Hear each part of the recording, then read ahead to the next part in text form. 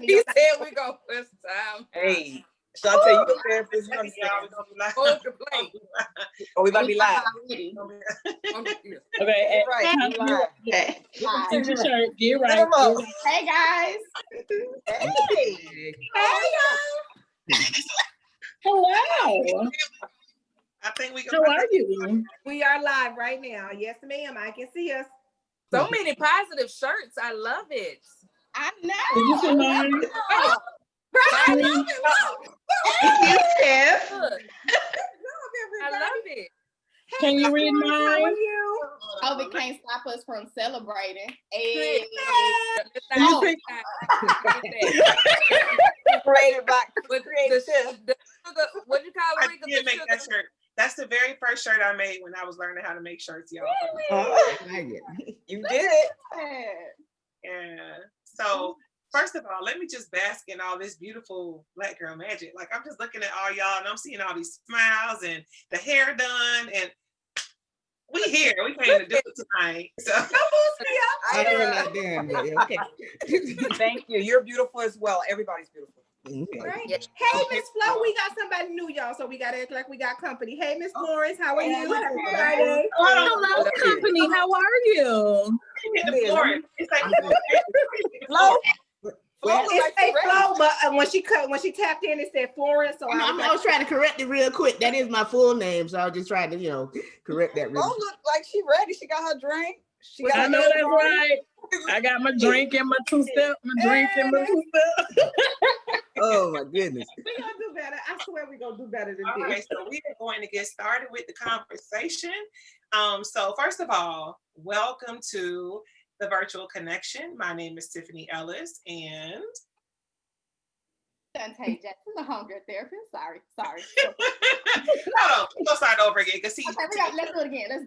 we practicing now for our TV show. You gotta be in character, okay? All right. There you go. So, hello. My name is Tiffany Ellis, and I want to welcome you to the virtual connection. And I am here with my co-host, Chante Jackson, the homegirl therapist. Hey y'all, hey. Hey, girl, hey. and we are joined by 8 phenomenal women from our community to discuss the Suga Pod episode called Spiritual Glow Up, featuring one of our favorites, Mrs. Sarah Jakes Roberts. Okay. Yes. So real quick, I'm going to, we have someone else joining the call. I'm so excited. So before we get started, I'm going to just pull up a quick presentation because we have to lay down all the house rules and let everybody know how this thing is going to go. And then we'll get right into our conversation. It is going to be an exciting night. I really enjoyed this podcast. I thought it was so timely for so many things we have going on right now. And so I'm sure that this is going to be a great conversation. But let me real quick get in presentation mode, and then we're going to pray for no technical difficulties because y'all know how I am sometimes with this technology. But see, God's going to bless us with a team who's going to handle all that. All right. Amen. Hey, I did it. All right. So looks good. We did. Look at that photo of her. That's beautiful. It really is. Yeah. All right. So we're going to go to the next slide, and we want to start with welcome to our new members. So like I said, I see a lot of familiar faces. As you know, we open the conversation to members of our community. So if you want to become a member of our community, it is super simple. All you need to do is head over to our website, www.podsnpr.com, and there is a quick little link. You click it, take a 2-minute survey, and we'll ask you a couple of questions just to get some information because we're trying to get to know our sister. And then from there, you'll be added to our email list and you are officially a part of the community. Right now, it is free for you to join. So we don't want you to miss the opportunity because there are some things coming in 2020, late 2020, going into 2021, and you want to be a member so you can take advantage of all of the benefits. What else was I going to tell you? Okay, so If you are not a member, you are joining us on YouTube Live, or if you're an introvert who kind of wants to fill us out before you go full throttle, you're on, YouTube Live, yes. Or if you're just visiting us for the first time, you're on YouTube Live. Thank you so much for watching. Members of our team are monitoring the chat box, so if you have any comments you want to add to the conversation, just type them in the comment box, and our team will see them, and your questions will come over to the conversation, and we will answer them live as we are speaking. So welcome to Flo. Flo is joining us for the very first time. Let's give her a very warm welcome to the virtual connection. Hey, girl. Hey. And then Mama Rika, I'll hand it over to you for you to go through your run through. Absolutely. Happy Friday, everybody. I hope you all enjoyed your short week and it wasn't too crazy. If it is, go ahead and visit the adult kitchen section and take you an adult juice, okay? Again, welcome to the virtual connection. I am affectionately known as Mama Rika. I run the background. I'm also on YouTube right now in the comment section. So I actually did tell you guys to do a sound off. So if you're on there, go ahead and let me know you're in there so I can say hey to you. Hey, girl, hey, in the words of Chante. And the rules are, so we try to use non-adult words, so fraggle-knackle, gollywash, and all of those good words, but if sometime it happened and you need to say shit instead of sugar honey iced tea, it's definitely okay. But we try to make sure that whatever we have here, you can share it with your kids and not tell them, hey, don't say that word, or do as I say type of vibe. And we're trying to teach them, hey, do as I do. So if you all who are here on the live for the first time, because those are who are regulars, there is a participation box. In the participation box, you can actually lower your hand, raise your hand. If you do me a favor and go ahead and raise your hand, it lets me know that you have a question. So let's test that out for a moment. Thank you, Chante. Thank you, Cookie. So again, it's in the participation box if you ever wanted to do it, okay? Also, we also have a chat box. Thank you, Almetria, sorry. We also have a chat box. If you just don't want to have a question, but you have a statement and doesn't necessarily need some spotlight on it, feel free to put it in the chat. Tiffany and Chante or myself will be in those chat sections as well to let you know, hey, we see you and we acknowledge you in those things. So we have Maureen on YouTube chat. Hey, girl, hey. Maria's on chat. Hey, girl, hey. Oh, I'm gonna say her name wrong all the way. Maya. I'm so sorry, but hey, girl, hey to you too as well. So back to you, Tiffany. Awesome. So Chante, I'm gonna kick it over to you. Hey, y'all. Hey. So again, I am Chante Jackson, the homegirl therapist. I am a licensed professional counselor here in Dallas, Texas, and I've also been licensed in Georgia as well. So I provide my expertise in my homegirl kind of way. I try to make sure that I keep eyes and listening on everyone as we are talking about some things that could get a little deep. But our hope is that you'll develop the comfort through engaging with the platform to take your healing step, take it a step further and find your own therapist to continue. Let's start over. And go. Therapeutic, but it's not therapy. Okay, now for real, y'all. I ain't gonna read on the screen. So here's the thing. It's gonna feel like therapy. It's gonna look like therapy. You're gonna feel like you wanna share and be vulnerable and vibe out with us. And that's awesome. But we are in addition to your own therapy work, okay? This is like medication, okay? You do this outside of therapy to help with the things that you're dealing with when you can't get to your therapist, okay? So please enjoy this podcast episode. This was great for me, the spiritual glow up. And so I hope that we drop some gems tonight and that you guys can take something away to apply to your everyday life. And sing. Okay. So real quick, this month, for the month of, I had to think, what month are we in? September. We are featuring the Suga Pod. And so although we are only going to highlight 2 of the episodes, there are so many episodes you can listen to. We always recommend, whenever you're trying a podcast for the first time, listen to more than one episode. Why? Because what if you listen to an episode they recorded on a day, they just weren't feeling it? You know, some days we don't produce our best work, and that is all right. For you to know whether or not you really rock with a platform, you need to give it a few episodes, listen to a few different, thoughts and topics and see if they align with your value system. And if you find that you really love the platform, be sure to subscribe so they know you're feeling their content. Rate them. I don't know if you use Apple or whatever other platform you might use to stream your podcast, but when you rate the podcast you like, it moves them up in the queue, because it lets the distributors know people are interested in this content, and so they want to continue to highlight it. So make sure you rate and subscribe if you love the podcast platform. We won't make that decision just yet. We have one episode we're featuring tonight. Another episode we'll be featuring in 2 weeks. And after that episode airs, then we'll make a determination whether or not the virtual connection will continue to subscribe or if we're going to pass on the platform. So I'm going to come off of this presentation now, and we'll jump into the conversation, and let's get ready. Let's see. Oh, wait, Tiffany. So before you get into that, best friend, you on here? Where's she at? Where she went? All right. So, best friend, you unmuted? As a matter of fact, every lady, could you unmute for a second for me? Our founder of Pods and PR, her birthday is tomorrow. Tomorrow.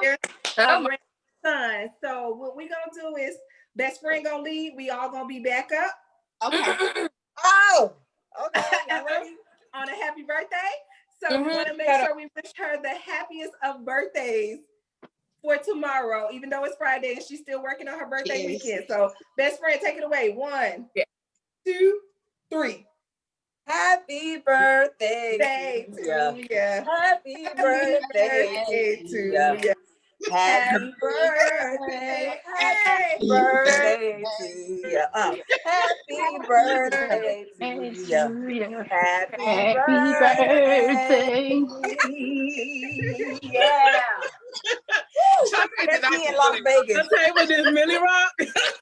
Catch me in Las Vegas. I do shows and all. Happy birthday, best friend. Happy birthday. Happy birthday. Happy birthday. So from the POs and PR tribe and village, we wish you and your husband, because today is his birthday too. Yes. Happy birthday. Yes. Love you. So, what's so funny is last year y'all did this exact same thing to We me. did. Last year, this time, I was in Atlanta for the very first time hosting a Pods and PR event. Chante and Almetria flew out from Dallas. I posted this on social media. Flew out from Dallas to join us. We were discussing mental health, the Jesus and Jollof podcast episode. We catered in jollof rice, and Rika and Akira snuck in a birthday cake and sang happy birthday. So this is becoming a tradition, and I'm telling you, I would not want to spend my birthday any other way. I absolutely love the work we are doing. I love this community, so thank you all so much for being a part of it. Now let's get into the conversation. So, Spiritual Glow Up, I want to know your thoughts. Tell me what you thought about this podcast episode. You can raise your hands. I see Cookie's hand is up already. She's ready to go. So we're going to start with Cookie. You can tell me what you thought about the episode, and then whoever has their hand up after that, we'll go to you. I took notes. I took notes. I'm not going to. First of all, I want to thank you guys for just even putting us in arenas that we may not have even chosen on our own. Because the podcasts that you choose, we go to them because you featuring them, right? Not because it's something that we chose on our own. And I honestly wouldn't have considered podcasting as an avenue of healing or as an avenue of even receiving gems, because I'm a reader, but this is just so much because it's so natural. And even the podcasts that have been featured, it just feels like a conversation amongst homegirls. And I just want to thank you for just exposing me to that, because prior to this, I didn't have that exposure. That's number one. Number two, the quote, I didn't demonize where I was to get where God needed me to be. Baby, listen. That I had to pause and listen at least. I want to say I listened to this podcast at least 5 times. And each time I got different things from it. But every time that quote stuck out to me, I wrote it down. Because, I'm so often we are critical of ourselves and thinking a lot of times that it's coming from the outside and it's not really, it's really coming from us. And we are, you're a parent, but you could have did that better. We're always coming from a negative reaction, so to speak. And then she made the comment, my children got cereal this morning. That's a grow. That's a good thing. Like us, we'll be like, cereal? Oh my God, I got to do better. I got to, so it's just the avenue of changing your perspective to look at the small things that you are achieving as not rewards, but as growth versus looking at them like, oh, I could have did more or I could have did better, and being able to bask in that moment and not look at it in a negative way, but look at it in a positive way. Like that alone just to me superseded everything else she said, because I am guilty, y'all. Like that is one of my biggest things. And I fuss with my daughter all the time. And I'm like, you got to change your perspective. Look at the positive things. No, you're not in school, but at least you're healthy, because she's having this big thing about, not being able to go into school. But then I'm like, where does she get this negative outtake from? Hello? Everything it's coming from me. So if I want her to change her perspective, then I need to start changing the way I look at things. So that was the biggest for me. It was several others, but that one, and then the whole, oh my God, I know I'm probably moving forward because this was later on, but the evolving Eve into Mary. That was baby! Hey, listen. I mean, and then the fact that we both have both of them in us, and being able to accept Eve for what she was, in order to allow her to grow into Mary. Accept your Eve, baby, because Mary is on the way. Girl, listen. Listen. So I'm going to stop so I can let some other people share, because I have a whole list. But babe, it was awesome. It was a good episode. I think we all feel you on Eve, because it's Eve's fault. Almitra, you got Hold on, Chante, do you want to say anything about that? Because I have something to say, but if you want to say something, I'll let you take this one. Listen, because we ain't got into the discussion. I'll wait then. What I'm going to say is, it's so funny that I laughed so many times this week, because I always love to say God is very much into the details of everything we do, of everything he does. He's in the details, right? And so just Friday of last week, I was having my therapy appointment, and I was talking to my therapist about something. And I said, I have this thing about me where it's like, as I grow, I look back and I look down on my past self, because it's like, now that I'm so much more involved and I'm doing things so much better and I see things so much more clearly, I almost look down on who I was before. And he said, so basically you're mad at yourself for not having the information you have now and making the decision based on the information you had available at that time. And he was like, how does that sound healthy? And I said, ooh, okay, pause. So if you guys remember, the week before that, Ty Alexander's podcast said regret was a useless emotion, right? Then my therapist said that. Then Tika, the host of this show, followed up with saying that we are so violent with ourselves. Yeah. And I said, so third time's a confirmation, right? What would that mean? Tiff needs to go back to the drawing board, and I need to start being more compassionate towards my past self, because I believe I am gracious to myself now. But when I look back at old me, I just be like, that was some trash. Like I can't even go, I don't even talk about it. I don't want to relive it. I don't want to think about it. And it's the evolution. And you can't be looking down on your evolution.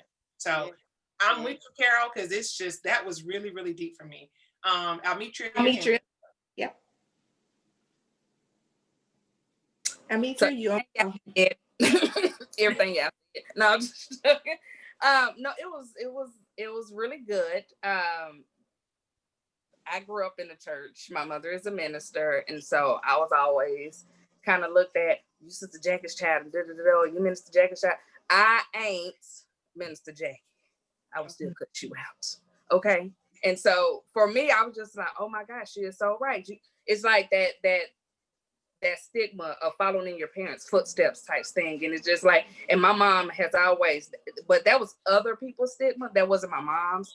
She was always, I need you to be greater than I was. I need you to do better than I was. And so I've always kind of strived for that. And then I might not have had my daughter as young as she had her son, but I kind of felt her as far as, because I told my mom this, that I felt like I carried my daughter in disappointment because I felt like I disappointed so many people or whatever. Not necessarily because I was pregnant. I'm just gonna go and be honest. But I still felt like I carried my daughter in disappointment. And when I told my mom that really hurt her because she didn't realize how the way she reacted really affected me, along with, other people's reactions. And so it really just kind of touched home for me. And then the whole marriage thing, I was like, oh, I think I got a little bit more healing to do. So yeah, that part too. So it was a little tap on the shoulder, like, did you hear that? Yeah. So it was really, really good though. It really was. I enjoyed it. I'm loving this commentary, and what I'm loving most is so far each person has said that they heard the information and then they processed internally what they heard. And working through that is like being self-aware, it's called inflection. And then you're using your emotional intelligence to say, okay, I still got a little bit of work to do. Or you're saying, I'm there, but I just got these few things that I want to pay attention to. So we can even hear the growth in ourselves just from listening to the episode before we even engage in the conversation. So this is going in the right direction, ladies. Yes, Let's absolutely. keep going. Yes. Your hand is up. Tyra, best friend, go ahead. All right. So children don't need perfection, they need effort. So that kind of touched me because I'm that mom, like, okay, you got to do it this way, because I learned from, my mother how to do certain things, and you want to just kind of, learn bring from what your mother have taught you into your kids now, and then whatever you got to give to them. And it's just, as far as apologizing, she also said apologizing to your children of your shortcomings. And I don't know. At first I didn't agree with that, but then I thought about it. I'm like, well, they're humans. We have to teach them, like, we make mistakes. So let's talk about it. You make mistakes, let's talk about it, So I know I'm all over the place because I'm reading. I did take some notes, but she just spoke on several different things that touched me and just made me realize some of the things that I'm doing as a parent. I'm not gonna do everything perfect, but let's talk through it with my kids and try to get to some common ground, and so they can understand, instead of keeping them out of the business, but not too much in the business, if that makes sense. So I'm curious. You said she mentioned apologizing, and at first you didn't agree. Walk me through that. What made you initially feel like that probably wasn't the right thing, but then come back off that decision and change your decision? Because of how we grew up, like you say, you can't say certain things to your parents because it's disrespect, but it's how you say it. And that's what made me think, like, well, because it's been sometimes I told my boys, like, you better not say that. And I'm like, but no, I like the joke. I want them to be open and free with me. But like she said, setting boundaries. So that's what brought me back to, like, you know what? Let me apologize for if I said shut up to you. Let me apologize. and why I said shut up. Something was going on at that time for me to tell you to shut up, you know. So a lot back in the day, our parents had explained what we were getting a beating for sometimes, or what we were, you know, it just depended on the situation. So that's why. They try to tell you why they was doing it, and you like, I can't cry and listen to you at the same time. So you can yeah.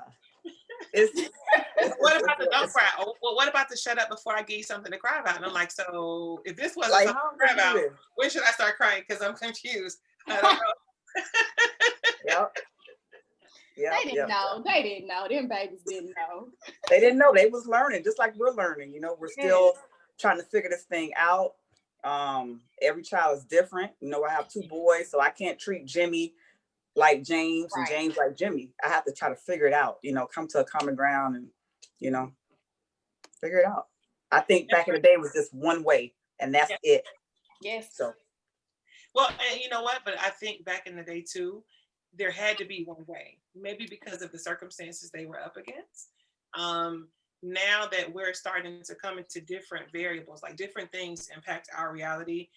We have access to things that maybe our parents and grandparents didn't have access to because of their fights and their protesting and their struggles, and the suppression and oppression of them allow for more liberation for us. So maybe now we can make decisions that we wouldn't have been able to make in the past. And because they're not used to seeing those decisions being made for Black children or, you know, brown children, when you're around your parents and you do it, they may say things like, that child lying, or that child is disrespectful, or that child, you know, and it's like, it's helping people to understand that you're teaching your children to be aware of their emotions, because they have to be able to, they don't learn how to speak up for themselves once they're an adult. If you don't give them a voice now and teach them how to use it now, then you're potentially silencing them when they become adults, and they won't be able to work through their problems. And you're also teaching them that adults are always right. Yes. So even as a teenager, even as a whatever, as I'm growing up, well, I can't say anything back to my mama, so that means I can't say anything back to anybody who is of authority. And the thing is okay, it's a way to do that. And like you said, it's having that boundary and teaching them how to deal with conflict and how to use their own voice and express their feelings. And so by us being able to sit our kid down and say, hey, when mommy yelled at you yesterday, I really shouldn't have done that. Mommy was stressed. There was a lot going on. I apologize, right? And so that's giving them the language. A lot of times these kids grow up, they don't have the language. I'm mad, period, poo. And I'm gonna fight whoever coming my way because I'm mad. That's the only way I know how to express that. That's what it is, because they holding that stuff in. Absolutely. Yep. Like, yeah. So oh no. I have to raise my hand correctly in this. Is there like a raise? Oh, okay. I was gonna say, you know what? I'm gonna help you out a little bit, and then I was gonna read to the YouTube world too. Oh, so okay. If you go into participants, it says raise hand or lower hand. That's how we know that you want to talk to us. But Flo, your hand is up, so go ahead and go. We got go ahead. Yeah, already. No, okay. No, I just want to comment on where she started, and Chante and Tiffany kind of picked that up. So like, again, I don't have a child of my own, but my sister is a lot younger than me, so I pretty much help with my niece a lot, especially since our grandmother passed. But one thing I like about you guys and with everything that's different from how I think is like my sister, she's a balance, but she does a lot. Okay, our grandmother taught us, like I said, one way. So actually I was raised old school. So I was raised by my grandma. So there's one way to think, but saying how you're saying with the tools and being able to evolve, I think us as Black and brown people now, I think a lot of us are learning to take the foundation of what our parents gave us and evolve upon those foundations. So exactly what you're saying, if you don't know how to communicate and you don't know how to speak in the real world, that's what I see a lot of, then of course you come at as a fight or an attitude or internal conflict. So I'm definitely different from, I don't even really spank my niece. So like, I allow her to communicate and express her emotions, because I see that now. I see 50-year-olds, 60-year-olds, 70-year-olds that are adult children that I deal with all the time, because they were never allowed room to express and effectively communicate. So it's kind of like a plague.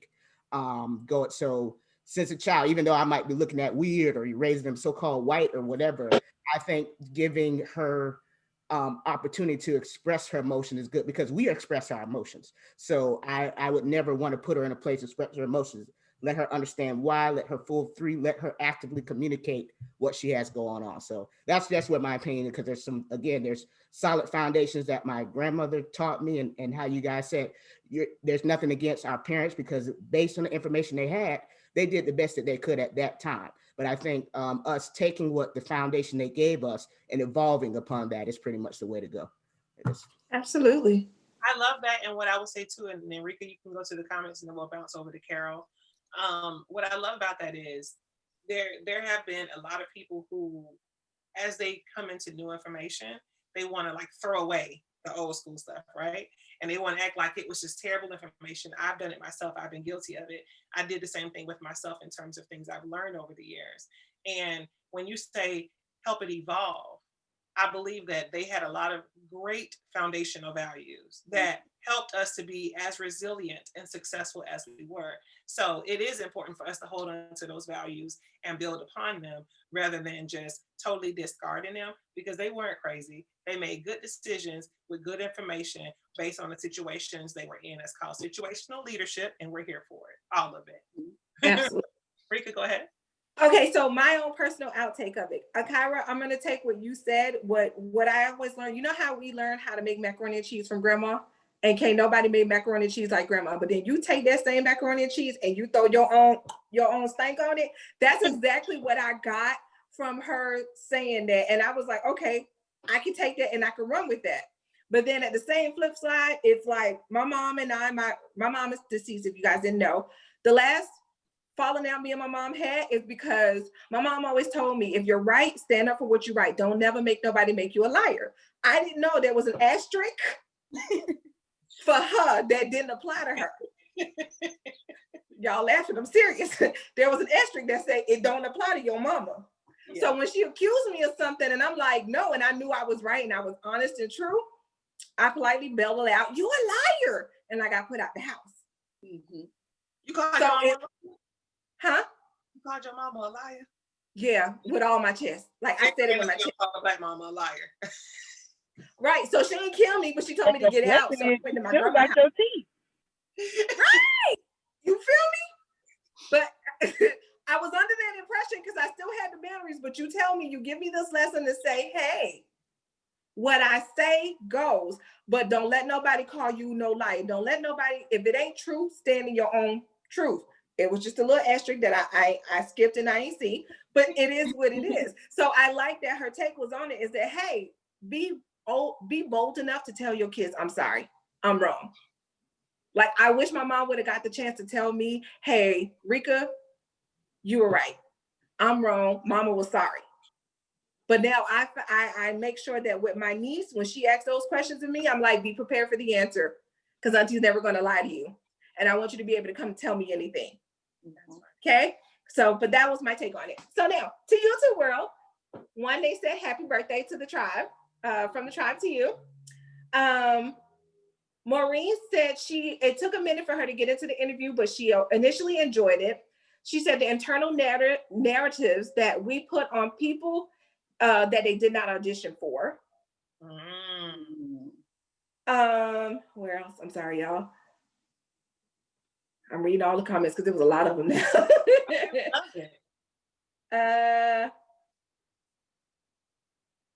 Maria said, where there's an imaginary standard, we strive. Oh, no, that's Maureen too. I apologize. Oh, well, there's an imaginary standard. We strive forward. But who actually owns that? I think they said that on the podcast episode about there being the standard, and she was trying to figure out where the standard even came from. Who was the creator of the standard that we're working towards? Yeah. Mm-hmm. Yeah. So that's all I got so far. Go back to you. Awesome. Cookie, your hand was up. I just wanted to elaborate on the apologize and acknowledge pain thing. I think that for the most part, I think I said this in Pause and PR last year with Edric, my Gemini wonderful son, Edric, is a very eccentric child. And he'll tell me straight up, Mommy, you hurt my feelings when you said, and I think you need to apologize. And why does he say that? Because I tell him, because him and his brother are so close, they have this like sibling rivalry that just seems to pop out of nowhere. But I try to teach them things like, okay, it's okay to make mistakes. It's not in the mistake, it's how you clean it up, right? Because little things like if you spill water and you try to hide it, these potentially turn into adult behaviors where you avoid your mistakes, right? And it was like, I saw this thing where this lady was basically like, I teach my child to have a voice so that nobody will be able to take advantage of them. So even when they come, I teach them it's not what you say, it's how you say it. But even when they feel like I've wronged them, I try to give them the language and the opportunity and the space to let me know. So that way they'll stand up to themselves with any adult, because we have this, in our culture, we have this narrative, like Chante said, that all adults are correct, and they are not, and then when they're wrong, like I raised my daughter kind of different, because I taught her like, okay, if you feel wronged by an adult, then you come home, you tell mom, and you let mom handle that. But that wasn't equipping her with the tools needed to face adversity. Mm-hmm. You know what I'm saying? So, we have to find that common medium, and maybe we need to state to our children, because we're trying to be effective communicators, that asterisk, and not just have it as a hidden asterisk or as small print. Like, okay, I'm telling you this, but I need you to understand, if you come at me sideways, you know what I'm saying? It's going to be a different story. But I do want you to be able to articulate how you're feeling. So that's also with communication, right? So when you speak to any adult, there's a way you should do it and still be respectful. You can miss the neck and the finger because you're not talking to your friend, but you should still be able to say, like Edric does time and time. I'm like, boy, who are you talking to? But he will flat out be like, I don't think you should do that. I don't think you should say. He's 6. He has always been. He likes pottery. He likes planting. He wows me every time. But I'm just like, okay. And it says acknowledging the pain. Sometimes we do things as adults and like with the shut up, and it really hurts their feelings. And they aren't able to say, you hurt my feelings. So sometimes we do need to acknowledge, like, okay, I know this hurt you. I know it may not have happened the way you thought it should happen, but let me explain to you why. And see, what I learned with my daughter is, because my daughter has a voice, it's probably too much, but she has a voice in my household, but she also has the misconception that because she has a voice, it supersedes what I said. And no, I'm giving you the opportunity to communicate, but I need you to understand that I still have the final say. So yes, I'm acknowledging your feelings. And yes, I am letting you tell me how you feel, but that does not mean that I'm going to immediately, or it's going to immediately sway my opinion on the situation. So I think as parents, we need to be clear with that as well. And then the pressure the child puts on a parent, when she was talking about, how this thing doesn't come with a manual, and it made her realize that her parents didn't have all the answers, and that they, were just trying to figure it out as well. So they may not have given us, or they may have given us all they had at their capability, and we were expecting so much more. Because she said something about my homework should have been right, and this should have been. And, these were the things that the expectations from the parents, right? But then you have to understand, too, from the child's perspective, that we are placed above them as parents, and they look up to us to have all the answers. So it is our duty, so to speak, to let them know that we don't have all the answers, that we don't have all the answers, but we're not above reproach, if that makes any sense. So that was some of the gems that I took from that whole parenting portion. I love it. Yeah, I saw a meme one time on social media that said, how old were you when you realized your parents were growing up while they were raising you? And I was like, you know what? That's such a good point, because now that I'm 30, I'll be 38 tomorrow. Now that I'm 38, I'm like, when my mom passed, she was 41. And I remember thinking that was so old because I was in my 20s.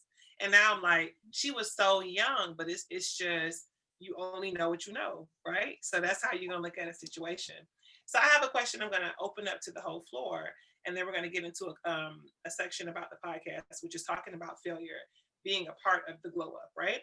So anybody can answer this question, but I want you to tell me about a time when you experienced a situation that almost broke you or did break you at the time, and you now realize that situation was a part of your glow up or your testimony.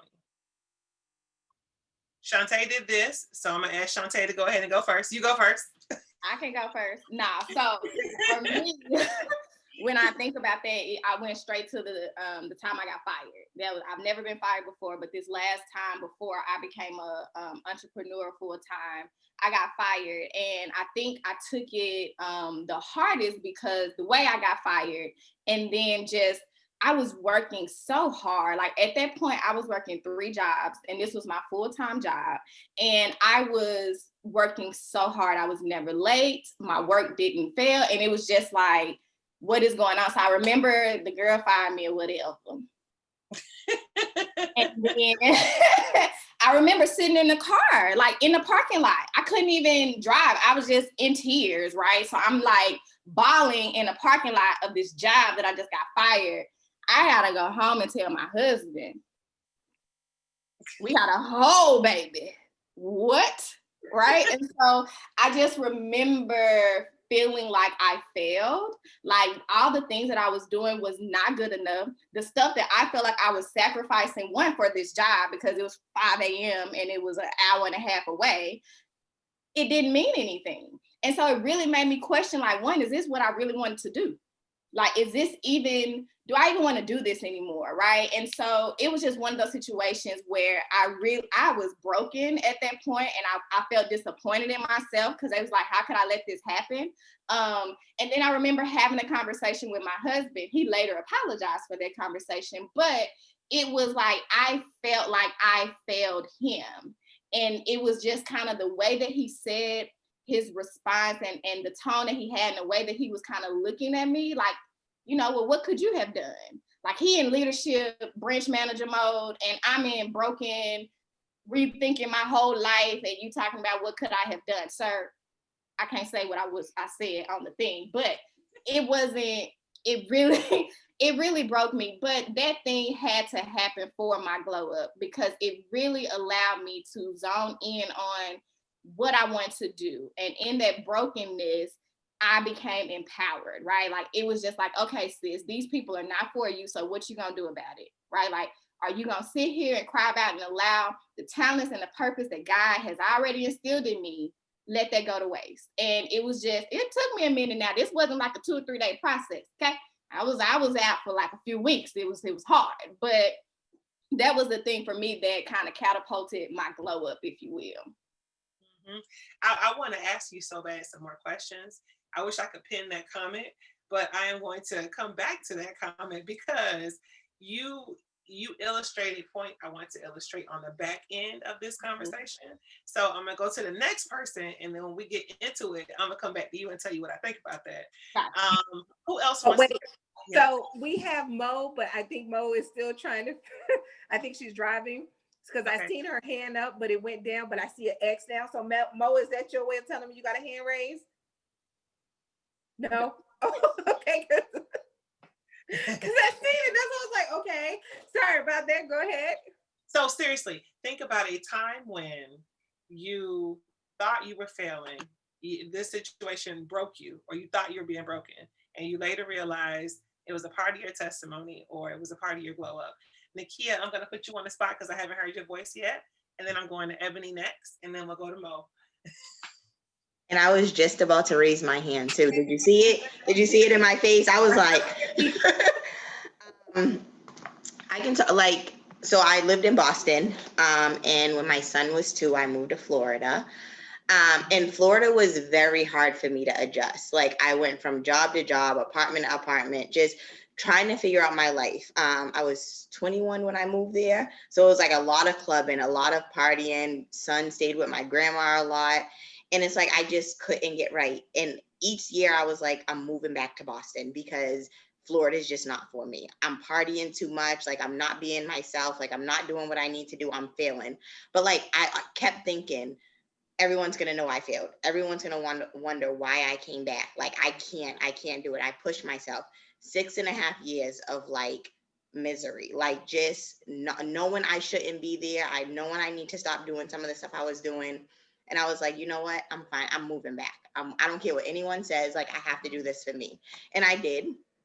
I chose to move back, and it was honestly like the best decision of my life. And Tiffany can speak to this because she came to Boston one time to visit for work, and she was like, you are so different. Like, you are nothing to care. You are in Florida. Like, everything is different. And although like I did hear it a lot, like from my son's dad, from other people, like, oh, you came back because you failed. I'm like, no, you're right. I did fail, but I came back here to redeem myself and do what I have to do. And I mean, it's been amazing. Like, I have a great job. I've learned so much. Like, my son goes to private school. He's 15. He's great. And everything in my life has just been nothing but like amazing. So Love it. I would say living in Florida definitely was a failure, but I'm happy I did that and came back.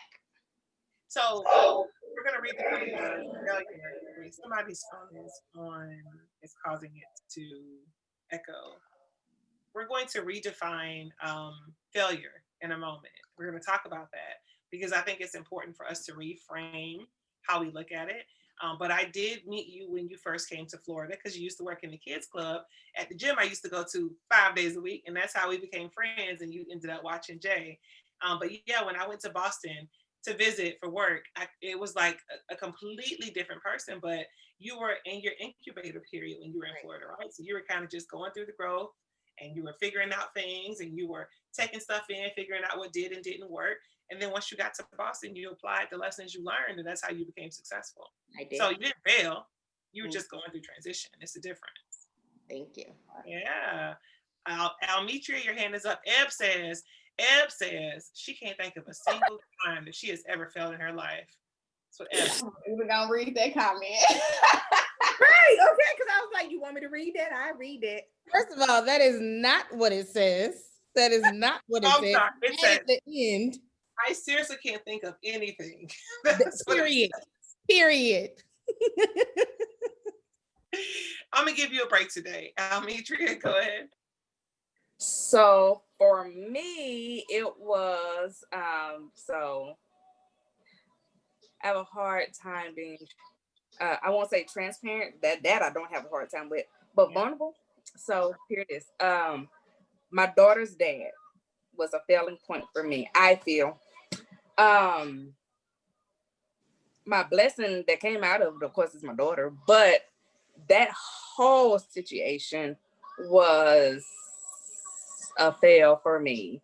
And when I got pregnant, like I said, I felt like I carried my daughter in disappointment, because I feel like a whole bunch of people were disappointed. And they, let's be honest, they were. I was disappointed in myself. But not because I was pregnant, like I said, it was that relationship was not supposed to be as long as it was. And while I was pregnant with her, I accepted it while I was pregnant that I was going to be a single mom. I accepted it. I knew it was inevitable. It was what it was. And I accepted my role as mother and father while I was pregnant, before I even had her. I had my daughter, 2 months early. So she was a preemie. And I had developed preeclampsia. And even though the doctor, the nurses, everybody said that wasn't my fault or whatever, it happens in first-time moms, and it happens in more high risk, I guess you could say, mothers. And so when that happened, that scared me, because I was literally like deathbed. My blood pressure was like 218 over 108. You know, it was like, you all right? I'm like, I'm fine. You know, they was like, you should be having a seizure. You should be in somebody's coma. Like, what is going on? So, I had to end up having her early, and his presence was not quite there like it should have been. When I got released from the hospital a week later, my daughter was still in the hospital. She spent another month in the hospital after I was released. I was released on 3 different blood pressure medications. I had to take them every 3 hours from 6 a.m. to 9 p.m. at night, right? And so it was horrible. And when I left the hospital, of course, I went to go see my baby before I left. And I got in the car, and I started to cry because I'm leaving my baby at the hospital. And his response was, I knew I shouldn't have let you go see her. And so for me, I was on my blood pressure meds, but not enough to where I wasn't about to take his life, you know? So I was having a moment, for sure. Yeah. And so I was like, just take me to my grandmother's house. Like, and we were living together, but I didn't want to go home with him. When I had a C-section and we lived upstairs, and so I couldn't go up the stairs. And so I was like, just take me to my grandmother's house. And I stayed at my grandmother's up until my baby came home. And when she came home, it was stressful, right? Because he was at work. I finally went back home. He was at work, and I was at home with her by myself. And so did I suffer from, post-traumatic stress disorder? Yes, I had it. And my mom, when she would come over and see me, and she said, I'm taking you back to your grandma's house. You need help with this baby. And I was like, okay. I finally gave in, and I said, okay. And when he came home, she said, I'm taking her back to my mom's home, because if I don't, you're going to come home one night and you may not make it. She's going to hurt you. And so I went home. I went back to my grandmother's house, and I had to do a lot of thinking. Like, this relationship is not going to work for me. And I dealt with it for, I guess you could say, another year, because we had just signed another lease, and I kind of dealt with it up until, I guess you could say, before my daughter turned 1. And I prayed, and I said, Lord, I actually went to a party. It was an old coworkers party, Shaniqua party. And I prayed on my way home, and I said, Lord, if you open up the door for me to get out of this, I ain't gonna walk, I ain't gonna skip, I'm gonna sprint my tail right on through that door, right? And I had texted him, and kind of like, I would say almost like an olive branch. And I was just like, how about we just start over? We date, we do, and we just kind of find the connect again. He texted me back and said, nah, I'm good. How about we just be done? And I said, Lord, there's my door. And I ran right through the door, closed it shut, and threw the key away. And my daughter is 9, and I have not looked back since, And I'm talking about ended it Christmas Day, He talking about some more I'm gonna go. I don't know. He came packing the stuff. You need help. Like, it was that, And I, Sean had got married. I helped her with a wedding, which was my first, I guess you could say, event planning.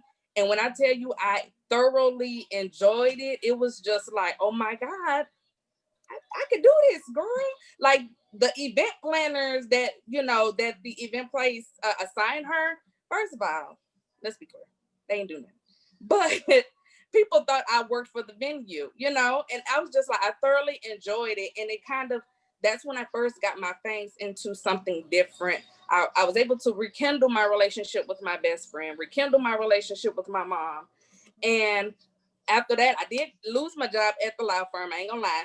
But so much time that I had not been able to spend with my daughter because I had to work, I was able to spend that time with her and kind of watch her kind of grow up, her first steps, and, watching the teeth come in. And it's a lot of stuff that you don't get to see when you're a working mom that I was able to experience with her because of the time that I had to spend with her. And so that bad situation kind of, it almost broke a lot of very good relationships for me, and it almost broke me or whatever, because I was, and am I still single? Yes, but I'm gonna tell you this now. And I'm a single child, I'm an only child, but I ain't never got a whooping for the same thing twice. I don't understand repeat offenders. And when I see it coming, I'm like, red flag, I don't know. So I appreciate all of the signs that he left embedded in my head, because shall never happen again. so it was definitely a glow up for me, because when it comes to relationships, I know better. I try to do better or whatever. And I would never, I guess you could say, put my relationships with my best friend, my mom, and family in jeopardy like that again, because it really was like, it was bad. Yes. So, and would you really say, if you were able to come out of that situation, raise your daughter successfully, find a new passion, and not find yourself in the same kind of relationship a second time, do you really feel like you failed? Absolutely not. That was my glow up. Okay. Feel like failure. In the beginning, it absolutely felt like a fail, because I ain't gonna lie, don't nobody like him. Like, and I really did. Yeah, I had my moments where I was like, I could really get away with this. Yeah. And so in the beginning, it absolutely felt like a fail, but all of the things that have happened since then, straight glow up. You couldn't come along with me on this blessing. Like, you couldn't partake in this. So I had to leave you where you was. Tiffany, I see what you're doing. I see what you're doing. You see what I'm doing? Yeah, I see what you're doing. So before you do that, let me read the YouTube comments, because I see what you're doing. Okay. I'm gonna be like, yeah, but I ain't got no failures. Shoot, I don't even know what they is, but you ain't finna do me like that. I'll talk about it in a minute, but talk about it. Go ahead. It says, as a snake grows, his old skin sheds. It's not saying he failed his old skin. It's simply saying he outgrew that stage of his life. Mm-hmm. Mm-hmm. I like it. So I'm going to read you this real quick, and then I'm going to explain to you why I have repositioned my thoughts as it relates to failure, okay? So a while ago, I had read this story that was talking about the most successful people in the world. The one thing that they all have in common is grit, their ability to like fight through, push through circumstances. And during the episode, Tika credits her mom for having taught her resilience and tenacity, right? So I was doing a little bit of research, right? And it says a new study of more than 11,000 West Point cadets over 10 years found that grit was the most important trait for success, beating out brains and brawn. Researchers define grit as passion and perseverance for long-term goals and of personal significance. The study showed cognitive and physical abilities each enable progress towards goals in their respective domains. In contrast, grit seems to enable individuals to keep going when the going gets tough, right? So here's the one thing I can promise every single person on this call. You are always, always, always going to be met with an obstacle in your life. You don't know when it's going to come, but every single person on this call will encounter an obstacle at some point, okay? That's the first thing. When you are met with an obstacle, you have choices. Are you going to try to get around or over the obstacle? Or are you going to try to turn around and run away from the obstacle? If you're met with the obstacle and you turn around and run away, you failed. And you failed because you never got over the obstacle. So you never had a chance to build the muscle. You don't know what that obstacle was going to teach you. And so the next time you run into that obstacle, you are not going to be able to overcome it potentially, because the chance you would have had to learn from it or overcome it, you avoided it. Mm-hmm. In contrast, if you are met with an obstacle, whether it hurts, you fall, you break something, you lose something, but you say to yourself, I lost this, I'm never losing this again. I broke my ankle, now I got to go to rehab. Now I know next time I got to jump a little bit higher. If you take something from that obstacle, did you really fail? Or did you simply learn a lesson? Mm-hmm. And so a lot of times in our head, we like to think like we failed. Like if a relationship didn't work, we failed. Yeah. But if the relationship didn't work and you didn't repeat that pattern again, you didn't fail. You won because you got the lesson you needed to get from that obstacle. That was the point of it coming along. And now when you run into that, you're going over it like it's nothing because you that obstacle, girl, bye, give me something else. Now you own the bigger and better because you're building that muscle. You get what I'm saying? So we have to start reframing the way we look at failure because it's relative. It truly is. I'll give you one more example. The other night, my coworker said, I really want to be successful in everything I do. And she's like, sometimes I feel like I'm not meeting expectations. And I said to her, same concept. If I have you running an area, for instance, I had her running an area, and the first night she was running it, there were 10 people working over there. So she's a leader. She jumped in and started doing the work. That's not what I need you to do. It's 10 people over there. I need you to step back. I need you to look, right? But then the next night, it was 2 people over there, and it was a ton of work, and she was standing back looking. No, that's not what I need you to do, right? I need you to know when to jump in, when to jump out. I need you to learn how to handle the situation, right? So if you have 10 people there, you stand back and you watch and you lead and you teach and you coach, you won.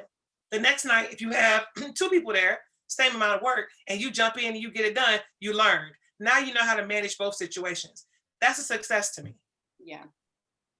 Reframe the way we see stuff because we're learning more and more and more in life. Like we hear about manifesting thoughts, but like all of this, it goes to the most granular level. It starts with the simplest things we do, and then it transfers into the bigger things like manifesting dreams and realities, if that makes any sense. Mm-hmm. Chante, what you want to add? Because I see your therapy head going. No, it's just, I keep thinking of I've told a client this. It's for me, it's like we hold ourselves hostage of the mistakes and the things that we did in the past. And I always tell my clients, like, you got to stop holding yourself hostage over mistakes that you did when you didn't even know yourself, boo. Like, you didn't know who you was. So, and you said that earlier, you don't have the knowledge of it. And so for me, it's hard sometimes to reframe the idea of failure because we have that emotion associated with that experience. So if I feel horrible about this experience, I'm never going to see it as success because I'm always going to frame it as this trauma or this horrible experience. And I did that with getting fired up until last year when I was just like, girl, why is you still mad? Because I was still mad. I want that lady name to come across me somewhere. But it was like, that had to happen. And it had to happen in the way that it happened. And in order for me to be released of this thing that I'm holding myself hostage of, I have to reframe that and then look at the present moment. Like, where are you at now, sis? Could you still be doing what you're doing now, working that job? Because I probably would still stay there because that check was secure. Okay. And so I needed that push because I wasn't going to go. I was like, I'm working 3 jobs. I'm doing what I'm doing. You know, I got it. I got time to do my business when I'm ready. And he was like, nah, you look comfortable. You got to go. So I had to reframe that experience. So one, I can tell my testimony to other people because if I don't think that was a success or I had lessons learned from that, I'm going to always tell them about this time that I failed and never tell them the glow up. There you go. So with that response, I want to open it to the floor and ask you all, how do we prepare ourselves then, mentally, emotionally, physically, to overcome obstacles? Because what you just said is, if I encounter this situation, even if I learn something from it, if I feel like I failed, then I'm going to tell the story as a failure. So it sounds to me like that might be an opportunity to do some brain work, so that you're able to, when you run into these situations, see them for what they truly are. So for a person who's looking to start glowing up in that respect and figuring out, okay, how am I going to tackle obstacles? How am I going to see obstacles? How am I going to overcome obstacles? What tools can we start giving people to help them position their minds to receive what they're going into? And I'm going to ask Monique because I see her thinking. And got church thing up. I'm gonna go like, to Rika first because I'm gonna give her a moment because I see her getting her wheels going. I'm gonna go to Rika real quick, then we come to Monique because I know she's gonna drop some gems on the people. Right, she got a different kind of gym, so I wanted to go before her. But I'm always an optimistic just by nature. But I feel like not a lot of people are optimistic in their thinking. Like, so when someone talks to me and tell me all the stuff that is bad, I'm like, okay, so now how do we fix this? So I feel like the best way to fix anything is make a list. Like I'm a firm believer in this iPad and this lovely pencil right here. And so I start making a list and doing that justice of the peace scale. Does all of my good stuff that I'm trying to do outweigh that bad stuff? If it does, let's move forward with that good stuff and stop thinking about that bad stuff. That bad stuff ain't nothing but a lesson. So let's keep moving forward. Because if you sit right there, I'm gonna leave you right there. And when you call me and you want to cry, I'm gonna be on the phone. I'm gonna listen, and I'm be like, all right, well, have a good night and hang up because I've already given you what you need to do. But if you want to sit there, I'm gonna leave you there. Okay. So Rika says, weigh the pros and cons, and then move on. That's what she said. Monique, what's your commentary? So, had to get my ghetto pop in. Okay, I'm gonna hit y'all with some Bible, right? And then I'm gonna just flip it to the realistic side. Okay. The word declares that the race isn't given to the swift, but the ones that endure to the end, right? So you say, how do we prepare for these moments, right? So I gave this sermon and I was talking about the strength. Life is going to give you a lot of blows, right? Because that's life. Whenever you get comfortable with something, it changes. But condition yourself or envision yourself being a boxer. No boxer gets in the ring and just becomes the champ. He has to be conditioned. He has to fight against someone bigger. He got to fight against someone stronger, faster, swifter. And the thing of this boxer is there's a time for a timeout to where he goes to the corner and he talks to a coach. The coach is a representation of our lives. We have to be teachable about whatever we're going through. And when I say teachable, it means there's someone there who has been where you've been, seen how it was for them, and can give you a technique to catch a win when you get knocked out, right? Or when you get punched, or when you get in that daze, right? And so as your coach is giving you this, we're going to say, coach is your God, is God. And then we're going to come back. But then you got to get back into the ring and you got to finish this fight. It's almost back to why you say, how do you consider it a failure if you never win? Well, every boxer is going to lose because Muhammad Ali took some losses, but he came back. But we have to understand that when we're in life and we're going through things, the greater things that we're in, the greatness of it all is we're in a ring. And those ropes are there to catch you when you get off balance, when you feel like, man, okay, you got me somewhere, but I have to get off the ropes and I have to come back and I have to finish off this fight until this bell rings. Praise God for the bells, meaning the failures, the timeouts, the cultural moments, because you need to come back in, you need to catch that breath to say, you know what, I may be swinging too hard. I may be not stepping back quick enough. I may need to dodge a few to the left, to the right. But you also go into that corner to listen to your coach tell you, okay, you coming in too hot. You need to step back. And it's the same thing with life and teachable moments. We talk about, she says, you got to be prepared. And if you would have had this, that. Well, the reason why we don't have this, and that, because without gratitude, what is it? If you have everything, there's no gratitude. So for the moments when you don't have it, you have to find a moment where you say, God, I'm glad I got it now, right? Because you appreciate what you have and how you got it and what you went to get there. Like if you would talk about anything where you like a failure moment, after my first son, I was pregnant. I had a miscarriage, right? And I felt that was a failure because even in the time from when I found out I was conceiving, even to when they told me my due date was on my birthday. My mind kept saying, I don't want to share my birthday with my baby. I don't want this. I don't like, oh, I don't want to share my birthday. Lo and behold, I have a miscarriage. And what's the first thing plays in my head? The selfishness of what I said to a gift that was given to me. I feel like automatically I done failed God because I'm trusting him for these things that he's given me, but yet I failed him to carry it, right? So I go to my corner. I go to somebody who's been there. They coach me. They tell me, you probably need to go for some repentance because to carry life is a blessing. Yeah. So you have that moment, you're in weakness. There's a moment where you feel shallow because you feel like, man, to have no life in me when I know it's many of women that's struggling that wants this form of life.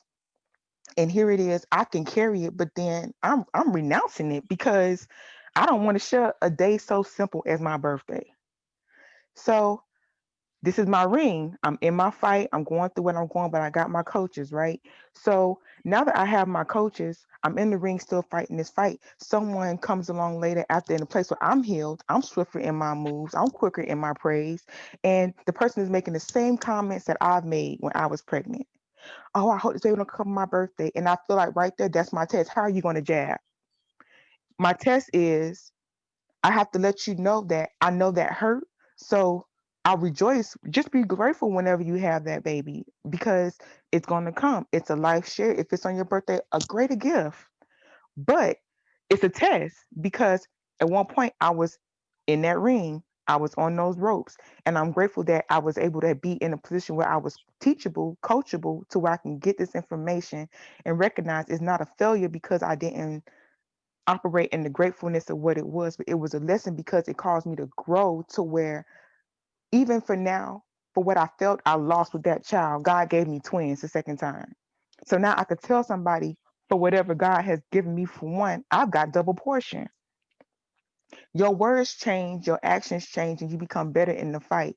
And so the end of this race or the end of life is that endurance because no one is ever going to be swift. No race is ever going to be easy.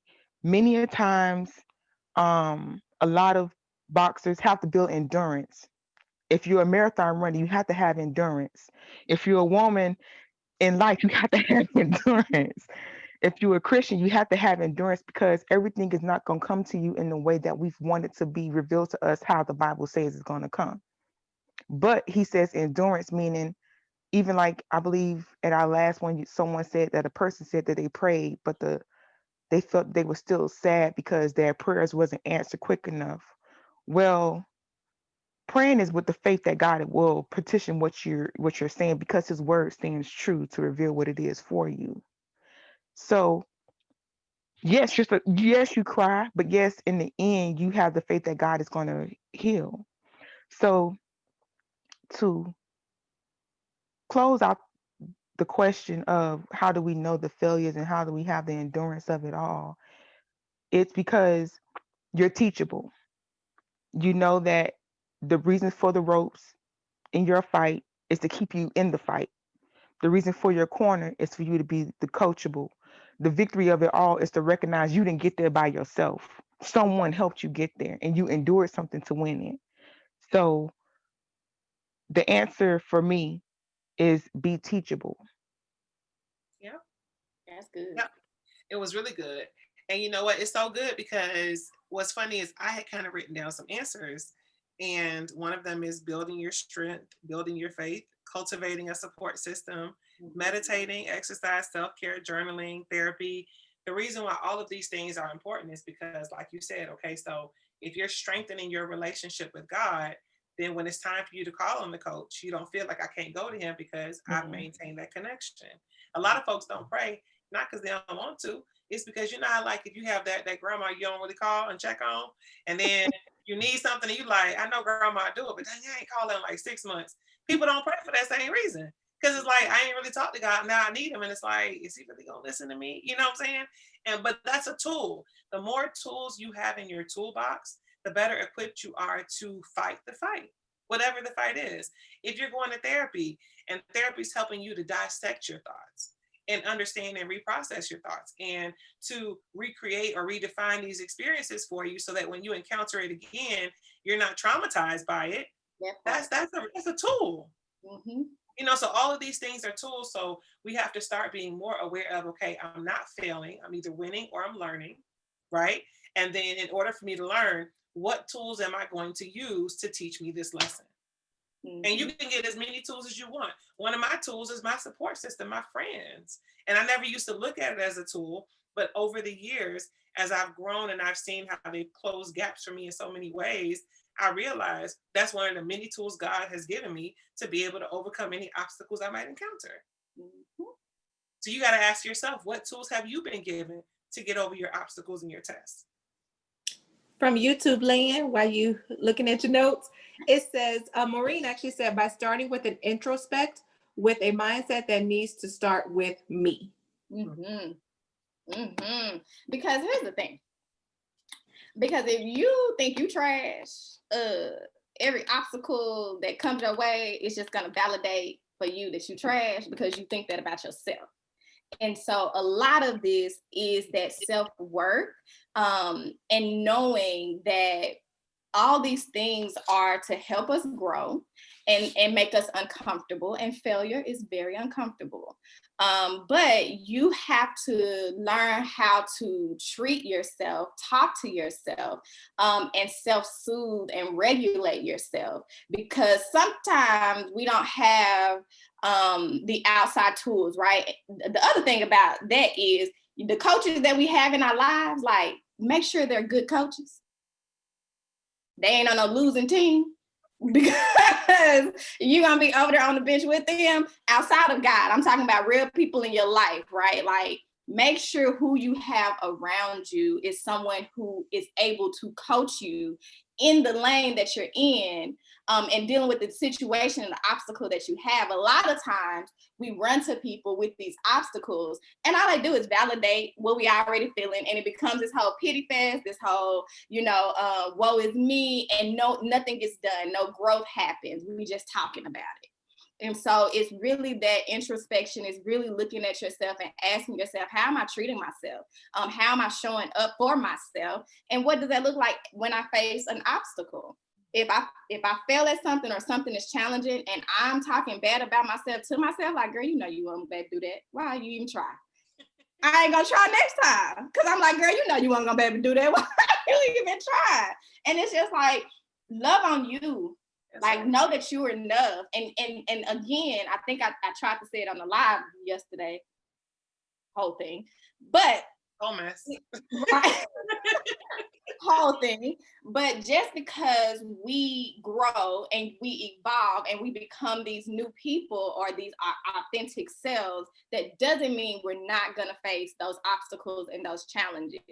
All that means is, like Tiffany just said, we just don't know how to deal with it. It's not going to take our power away from us. It's not going to pull the rug from up under us, and we got to take 1,000 steps back, because this sometimes minor obstacle take us off our marker. And then you're like, now I got to start all over because I was tripping. Right. That's exactly it. There's one more part I probably think we need to get to, because I feel like this part of the conversation is I'm going to bundle in the settling with the not fitting in, because those are 2 points she made that I definitely feel I want to touch on. I want to go to not fitting in, because Chante mentioned it a moment ago, but she just finished with settling. And so it's so tempting to touch the settling one. But I'm going to go to not fitting in real quick. So Chante mentioned that she got fired from her job. And at the time that she got fired, it broke her spirit, because she felt like, like, how did this happen to me? As hard as I work and as dope as I am, how did this happen to me? And I found it fascinating, because when I met Chante, I had also been fired from a job because I didn't fit in, and for other reasons too. And upon going through that situation, I was in the process, or had been given the idea to build this platform. At the same time, she was building the Homegirl Therapist. And so additionally, I was going to different events in Dallas. And I remember saying, like, I wish my friends lived here. I'm going to all these places trying to make some friends. I'm lonely out there. And I don't feel like I fit into any of these spaces I'm going to. Like, it just seemed like everybody kind of knew each other. They had their friendships, their cliques. I was just kind of going. I was an outsider. I wasn't really a part of the thing. So that, in conjunction with me still wanting to lead and still wanting to have something to do, Pause and PR was birthed, right? And I always laugh because I think to myself about the times when I don't fit in. And I think about all the times I tried to fit in, instead of just accepting that I wasn't supposed to fit in the whole time. She talks about, Sarah Jakes Roberts said she didn't fit into her family. She couldn't sing. She couldn't do all the things her family was doing. And so she exposed herself to a lot of trauma and hurt trying to figure that whole thing out. And when she just decided to accept that she didn't fit in, she created Woman Evolve. Yeah. And Woman Evolve connected with women who felt like they were misfits in religion. So imagine if she had continued trying to fit into the picture that she was not supposed to be a part of, versus simply just accepting who she was and where she was and walking in her purpose. Sometimes it's by design that we don't fit in. Yeah. Sometimes it's by design that you are the only person who thinks like you in the room. It's by design that you are the only person with the gift to do this thing in the room. Sometimes it's by design that you're the only person that sees this thing away. Stop trying. I know it's uncomfortable. Stop trying to fit yourself in spaces and just rest in where you are and figure out why your light was brought into that space. Mm-hmm. Mm-hmm. That's what I've started doing. I haven't mastered it yet, but figure out why God chose to send your light to that space where you don't think it fits in. Because there's a reason it's in that room. There's a space for your light. You just got to figure out where it is. Where it is. And it's hard because I think we want to be accepted. Yes. And that's where that trying to fit in happens. But it's like, it's scary to be different. It's scary to be a misfit because it's just like, you out there alone. It's you. And that in itself can like kind of cause people not to even kind of hone in on their talents and really develop like that thing that makes them them. I can speak for that personally. Just I misfit in therapy in general. And when I first, early in my career, I can remember like feeling like I'm sitting up here being somebody I wasn't, because I'm like, yeah, okay. So how do we feel about that? Yeah, no, I would, yeah. And it's like, girl. And I was trying to figure out why I was so tired when I got done. It was because you was using all your energy being somebody you wasn't. That is exhausting. And I can recall a time when it was a therapist that I didn't know her personally, but she was an older woman. And I like admired her just through social media and the workshops and stuff. And I remember I had the opportunity to go to this networking event and she was there. And I told my husband, I was like, I'm gonna sit by her, right? Like, I need to know her. I want her to be my mentor. Like, I was trying everything. So I ended up sitting by her. We started talking. It was cool. I gave her my business card. And at this time I had just like got the guts to be Chante Jackson, the homegirl therapist. And that lady grabbed that card, looked at it, and was like, who would go to a homegirl therapist? Like, why would you? She was Black. Why would you want to do that? Then she proceeded to show her friend, her coworker, who was also Black. Would you go to someone that's like says the homegirl therapist? Like, I wouldn't. And I remember sitting there crushed. Like, I came home, cried to my husband. He be saying the ugly me boy. Cried to him, and I was like, I don't even want to do it no more. One, I admired this person. Didn't know her personally, but I admired her, and I looked up to her, and she told me that. What made me keep going was like my mom and my husband, like, that's you. You have to just be comfortable with yourself. Like, you can't be fake. That is not who you are. And as soon as I decided to take homegirl therapist and do it full force and just be me, oh my God, it is so much easier. And I had so many opportunities come to me for that alone, and still comes to me. Not because I'm a therapist, you cool, sis, I like the way you talk, and they come. And it's like, oh, and I'm a therapist. Oh, and you're educated. I love you. Sis, just do me a favor. We need to compile a list of all these names up here. Because the way we set up, I'm not gonna do it. We got some hitters on our team who don't mind. So y'all trying to create a success hit list? We got some Twitter thugs on our team who don't mind getting a little reckless if they need to with the thumbs. That's all I'm saying. Chante, for your information. That homegirl therapist she ain't want to talk to. Everybody want to talk to her now. No, we'll pull out that stick real fast, you know. They ain't counting down. Hold on, Cookie should have been on this call because Cookie would have had some words. I already know it. I know. Okay, I knew what he was doing. do something. The fact that she got bougie and showed her friend, give my card back.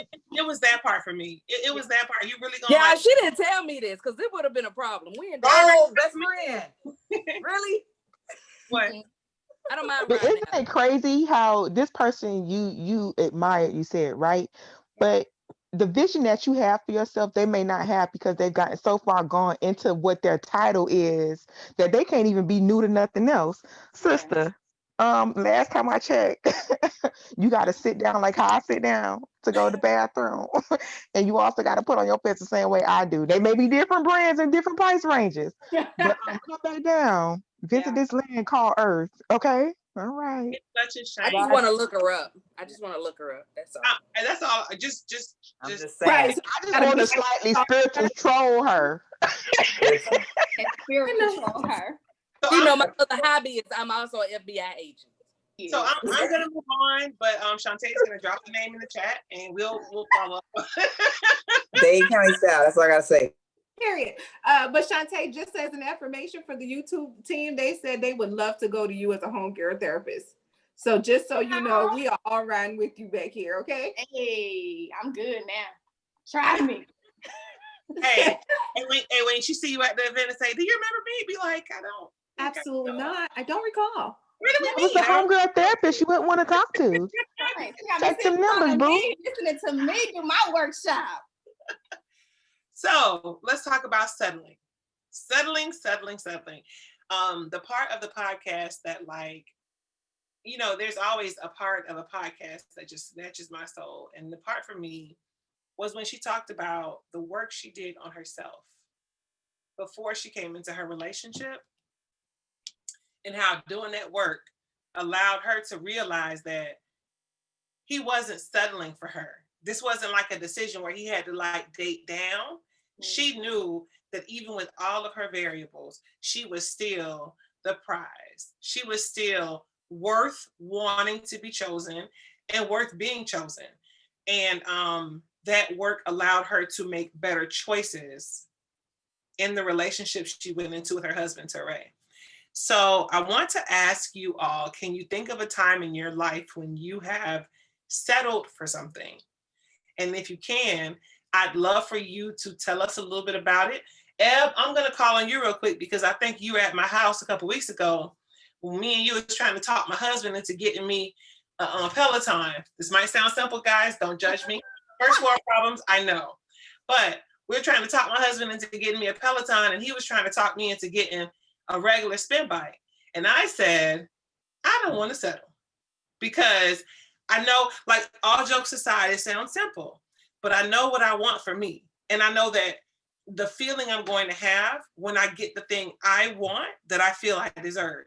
I know how I'm going to treat that thing because it's the thing that I want and I'm not settling for it. If you get something, if I got something I settle for. I'm sorry, your best friend tripping. What you say, best friend? What you say, best friend? You better stand up on that Peloton. That's what I'm talking about. I told you. That's what you want. You get it. And Eb, you better came correct. That's all I gotta say.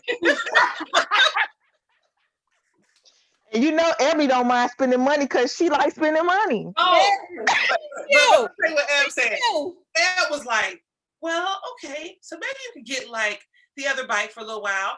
And then I was like, no, I'm not wasting my money. I'm not gonna waste $500 on a bike I don't want. That's dumb. Because I'm not gonna want to use it. She always be telling half the story. First of all, y'all. What had happened was, come on. She ain't tell y'all how for the past like 2 years is me and Tiff been talking about getting a Peloton. I said, my husband won't let me get one. Yeah, my husband won't let me get. We've been talking about it. I've been for 2 years telling her to get a Peloton. That's the first thing. The second thing is, on this night, I also started by saying, go on and get the Peloton, okay? And then the conversation evolved into other things about money and saving and houses. And I was like, okay, well, I mean, if that's also the goal, like I also get the idea that you may have to, in the meantime, work something else instead.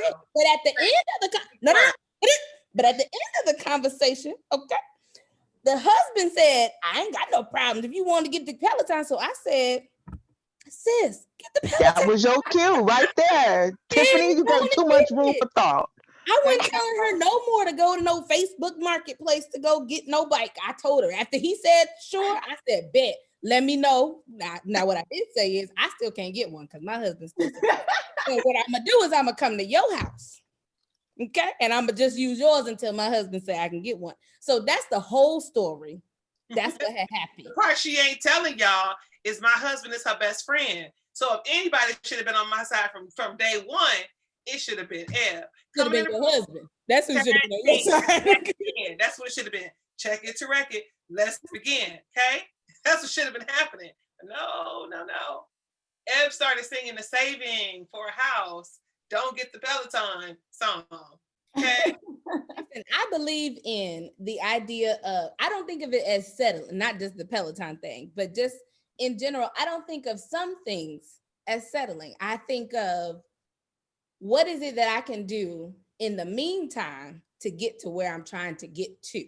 And so in my mind, using the bike as an example, I did say, I get it, but a Peloton costs $2,000 plus. So if you got to spend $250, because your thing was, I need to be cycling. And I'm like, I get it. But if in the meantime, you need to do that for the next 8 months until you all get to wherever and you get this house and you can do whatever, that's different. Spend the $2,000 then. You were like, no, I want it now and I want it my way. This is how I gotta have it. If I can't have it like this, her phone, mute her, Marika. I'm like, where's the mute? Oh, I don't have capability. Okay. Look, I can't even mute fast enough. It was just. I'm putting you in the waiting room. I'm giving you 5 minutes. You come back here with a new attitude, okay? We're not gonna take this disrespect on this one. Almetria, you got your hand up too, sis. What you got? Go ahead, Almetria, because I want to hear somebody speaking some sense in this call. I can't take Y'all are foolish tonight, but I appreciate it, and I'm almost out. But and back to the Peloton. First of all, I'm with Nakia. Did you get it? Did you order the Peloton? No, because look, this is how they do it. You know how men do it, and they be like, if you want it, just go and get it. Like, that's not, give with a cheerful heart. You know, that's what the Bible says. So if you gonna tell me, you want to talk about that? I'm not gonna go to church and be like this. Just if you need this offering, just come. I ain't gonna do that. You know, when I give, I'm doing like this. That's you. Do that if that Peloton. He ain't gonna ever do that. Okay, anyway. We're going to talk about that. Anyways, so to settling. So I was in a very bad, I'm just telling you all my business. I was in a very bad car accident back in, what year was that, Sean? Dang. I forgot what year it was, but I was on my way to school. I just left work. I was on the freeway. And I was in a very bad car wreck and on the freeway. When I tell you God was all in the midst of that thing, because by the time I got through spinning out, you would have thought I would have landed in the middle of the freeway, but God gently placed me on the shoulder of the road, you know, out of traffic. So, but that was my first car, my very first car. I paid for myself. It was paid for. I had just got the engine replaced. Like this is my intention on making this car last me, right? Because I ain't got no car no more, you know. So I'm trying to make this car last me. Well, she totaled out, right? So I was like, I really need a car. I can't. My child needs me to need a car. Like she needs me to have a car. My mom had a car wreck a few months before. Her car was totaled. I mean, like it was just so much, and so I was so pressured into getting a car. And so I was just like, you know what? I'm gonna go ahead on, and I found another Honda that I really wanted, and I was like, yeah, I'm just gonna get it or whatever. When I tell y'all, for the years that I had that Honda, even paying a note, I had minor issues, but it was issues that I didn't have with my prior Honda. I know how to take care of cars because my uncles now and my mom, they taught me how to take care of your cars. You take care of your car, they're gonna take care of you, you know? And I was just like, and I felt like because I just settled out of the pressure of really needing one or whatever, because I felt that pressure, I settled for that car. I didn't take the time to do my research. I didn't take the time to just really find the right one. I didn't take my time. So this the last time she started tripping on me or whatever, I couldn't take my daughter to school and I couldn't go into the office, which is fine for me because I can work from home. But I can't take my baby to school because of my car issues. We got a problem. It's a problem now, you know. So I'm gonna have to start looking for me another means of transportation because you're becoming a problem. And it's like, Lord, I really didn't want another car note. I was just going to invest my money into getting her fixed or whatever. But I had to say, you know what? Once again, you're going to be settling because you're going to be investing money into something that's not even worth all of the repairs that it needs. And so I said, you know what? She's not going to do that. She's going to go to the credit union. And I was like, Lord, on the wing and a prayer, I don't know what my credit looking like, but since I need another car or whatever. And I went to the credit union and I put in my application. They called me back and told me what I had got approved for. I was like, oh. And they told me that my application was good for, I think, 2 months. And so I was like, okay, that gives me time to do my research for a car. And I prayed and I said, Lord, we have it so bad, praying and asking you to help us. Lord, I need this. Lord, I need this. And we go to God with one hand out, giving it to him, and the other hand behind our back, secretly still holding, as if God can't see that we still holding on to that thing. And I was like, you know what, Lord, I don't want to do that. I don't want to secretly do this without you and get myself into another situation and be praying and asking you to get me out of it. When all I had to do was wait on you to get me into what you would have for me and go from there. So I just gave it out to God. I did my research. I waited patiently. I did what I had to do. I'm gonna wait patiently. And I said, I know what I want. I know I want to go luxury this time. I'm gonna go accurate this time. And I said, okay. I wanted an SUV, but the Lord said, you don't need that right now. Okay. I can deal with that, Lord. I don't need that right now. And I was like, well, I know I want low mileage. I know that I don't need her to come from the north because their climate is very different than the south. I know that I want the dealership. I want to come from the dealership that, you know, that originally had the car. Like, it could be used. It's fine, Lord. I'm all right with that. You know, I know I want gray interior. I know I want this. I want, you know, and I'm like, I'm putting it all out there, what I want. When I tell you, I was looking online and I seen, it was a white Acura TLX 2015, 12,000 miles. My car is a year old that I've been having it. She's coming up on 2 years.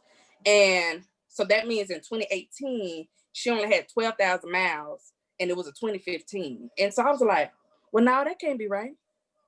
Did this person never drove the car or something? Did they just take it to the store and come on back to the house? Like, and I'm talking about the interior was everything I wanted. Everything I wanted, low mileage. The car came from that. It was the only thing, the car was white, and I never wanted a white car. And I was like, Lord, I dare not say I do not want this and turn this down, all because it's white. It got 80% of what I want. I dare not turn it down for 20%. I dare not. And I got my blessing. And so I felt like the settling from that first time was like, she's not going to do that again. She's going to wait patiently on God. And God really showed me this is what can happen if you just wait. Wait on me. Wait for me. Don't settle, because then you're going to be praying and asking me to get you out of it. Don't do that. Take that same situation and apply it to relationships, apply it to friendships, apply it to jobs, apply it to every single thing We do. So have you ever applied for a job? You know before you start your search what kind of job you want. You apply, you apply, you apply. You're not getting any hits back. And eventually you're like, I'm just gonna apply for whatever because I just need a job at this point. And I'm just not even gonna keep doing this. And then you just get a job at this point and it wasn't what you wanted. How do you feel when you're going into work? What? And when things start getting difficult and people start trying you at your job or you don't get along with your boss, how do you feel when you're at work? I turn into Rochelle from Everybody Hate Chris. I don't need this. My husband is a military person. Look, you was talking about me. I'm like, wait, why are we talking about me? I quit, drop my notice like it's a hot hand in spades. Bye. Girl. But if it's something and we have a habit too of even when it's things we prayed for, kind of not always appreciating it the same way. Because she did mention getting the thing you pray for and not knowing how to handle it. So she talked about that too. But before she got to that point, she talked about what it felt like to know that she was equally as valuable and doing the work in her personal time and what it felt like when God answered her prayers. And I can tell you as a person who's been on both sides of the fence, there is work we have to do to get to that place where we recognize we are worth waiting for. And nobody can do it for us. But we have to do it because it is in that space when you've been chosen and you choose the person that's choosing you, there is this energy that comes with that. That's the actual glow up. Because when you're in a situation that is not that, you're not acting like your best self. You're not bringing your full self to work or wherever you're going. You don't really care about pushing through because you don't really want it in the first place. The grit is not going to be there. The grit is attached to a desire, a strong desire to have something or accomplish something. So if you don't really want it, why would you give the grit? Yeah. Why would it show up? So I had been applying for this one job and it was the base, right? And so I knew I had met all the qualifications for it. However, one small thing not being checked was putting my resume as in not qualified. So what I ended up doing was another organization I volunteered with all the time. They had a slot come open and it was like, oh, we want you to do this slot because you're always here. Took the job, loved the job, but the pay was like, you tried it. So in between that time, the job that I had applied for had called me and was like, yes, so you've been hired all the way since back in August. I'm like, that's not what my bank account says. But the truth of the matter is sometimes when you apply for that one job, for that, I call it a filler. I applied for that one. I got the gratification from it, but I didn't get the financial gain of it. However, it was an experience that I wouldn't exchange for anything. But yet God still knew where my desires were because I wanted to be at the base school. I wanted to be at defensive education because one, I'm at the school my kids are at. If there's an emergency, I'm there. With the last job, I was traveling all over Alabama.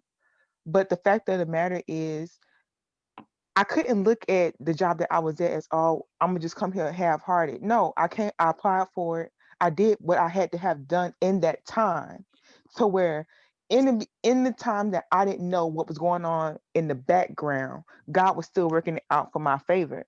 Sometimes we can't be looking for whatever the next move is because if God shows where He's at, we're gonna really start showing out.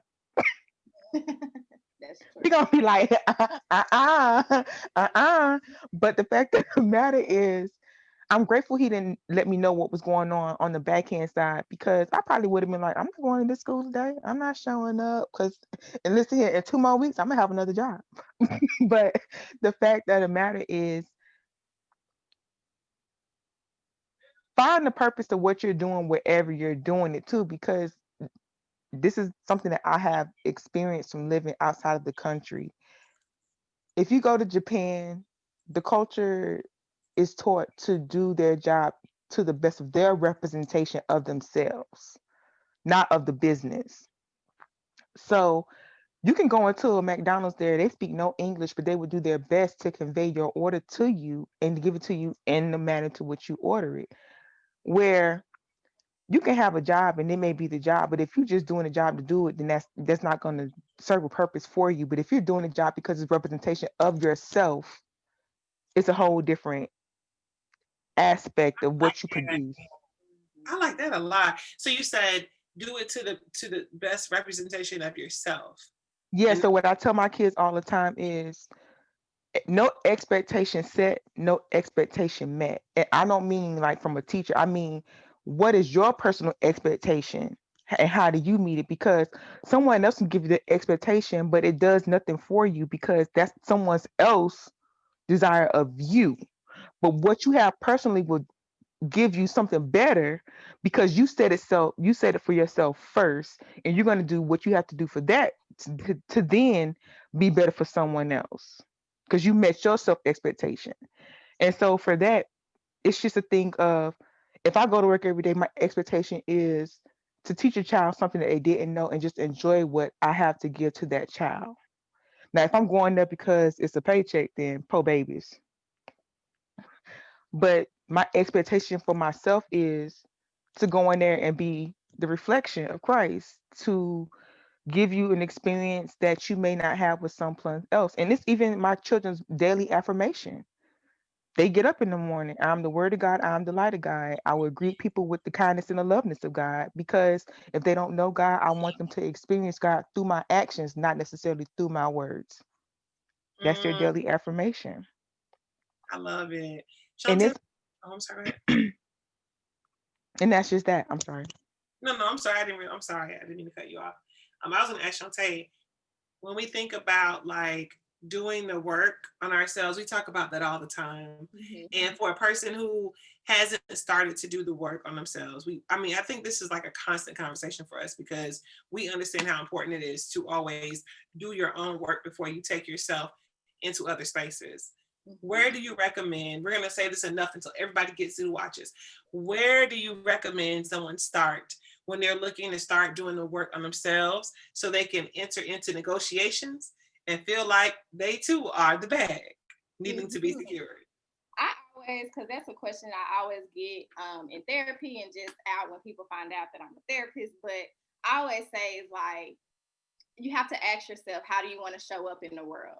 How do you want to be represented, right? Like, how do you want people to perceive you?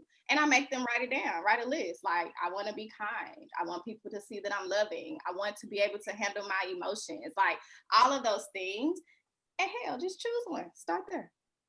Okay. Like, because you have to know how you want to be. If you don't know how you want to be, it's going to be hard to kind of do the work. You have to have a starting place.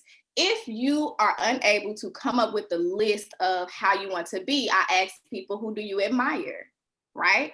Who do you look up to? Who from your history or your past did you like something about? How do you want to feel? You might not know how you want to show up in the world, but how do you want to feel? I want to feel good when I wake up every day. I want to feel like this is the life that I'm supposed to be living. Okay, well, the next step is, well, what would that look like? Or what is one thing that you can start to implement in your life right now? It doesn't have to be so huge. It can be really simple as waking up and saying an affirmation, as waking up and telling yourself that you bomb as hell, sis. Let's go, right? And so it's just those little things, but you have to know where you want to be or how you want to feel. And a lot of people feel like they don't know that, but once I start kind of asking the questions, you kind of begin to get an idea because we know how we want to be in the world. We might not want to say it because we're not that thing presently, but we know how we want to be. And she said a quote about that, something she said. Hold on, it's in my notes, y'all. She said, dang it, I lost it. Which about We're so consumed with who we need to be, we rob ourselves of being in the moment. yes. Like I that quote is just like, because I think I do that sometimes. Like, I don't recognize where I'm at and what I'm doing because I'm always like, okay, but sis, you're gonna have a talk show, and sis, you're gonna be traveling the world doing this, and sis, and it's like, okay, but